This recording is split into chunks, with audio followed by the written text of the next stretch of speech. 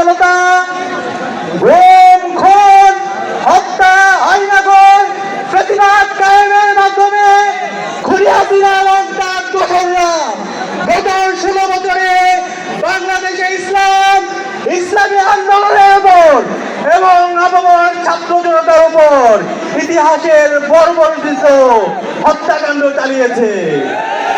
আপনারা জানেন 2009 সালে পিলখানা হত্যাকাণ্ডের মাধ্যমে এদেশে দেশপ্রেমিক নাগরিকদেরকে হত্যা করা হয়েছে। 2013 সালের 28 ফেব্রুয়ারি আল্লামা দেলোয়ার হোসেন সাঈদীর রায় পরবর্তী সারা দেশে গণহত্যা সংঘটিত হয়েছিল। 2013 সালের 5 মে শাপলায় আমাদের এদেশের মাদ্রাসা শিক্ষার্থীদের উপর গণহত্যা এবং শিশু হত্যা সংঘটিত হয়েছিল। এভাবে আপনারা জানেন আমাদের ক্যাম্পাসগুলোতে ছাত্রলীগের সন্ত্রাসীরা আমাদের উপর নেককার হত্যাকাণ্ড চালিয়েছিল। আগ্রাসনের বিরুদ্ধে, আধিপত্যবাদের বিরুদ্ধে কথা বলতে গিয়ে বুয়েটের মেধাবী শিক্ষার্থী আমাদের ভাই আবরার পাল শহীদ হয়েছে। এভাবে গত 16 বছরে আমাদের নেতৃবৃন্দকে আধিপত্যবাদের বিরুদ্ধে কথা বলার কারণে, আগ্রাসনের বিরুদ্ধে কথা বলার কারণে শহীদ করা হয়েছে। আজকের এই প্রোগ্রামের জাতীয় সমাবেশের শুরুতে গভীর শ্রদ্ধার সাথে আধিপত্যবাদের বিরুদ্ধে, আগ্রাসনের বিরুদ্ধে সকল শহীদদের শ্রদ্ধার সাথে স্মরণ করছি।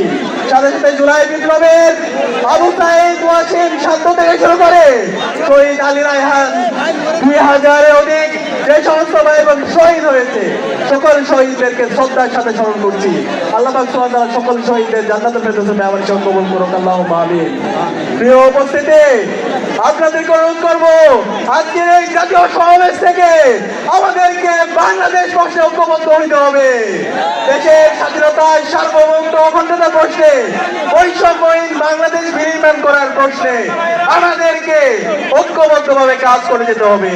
সেই লক্ষ্যে আজকে বাংলাদেশ জামায়াত ইসলামী যেই 7 দফা আমাদের সামনে নিয়ে এসেছে, সেই 7 দফা বাস্তবায়ন না হওয়ার আগ পর্যন্ত আমাদেরকে আরেকটি বিপ্লবের ডাক দিতে হবে। আগামী বছরে আগামীর বিপ্লব হবে ইসলামের বিপ্লব ইনশাআল্লাহ। আগামীর বাংলাদেশ হবে ইনসাফের বাংলাদেশ। বাংলাদেশ জিন্দাবাদ, বাংলা ইসলামী ছাত্র শিবির জিন্দাবাদ। সংগ্রামী সাথী ও বন্ধুগণ,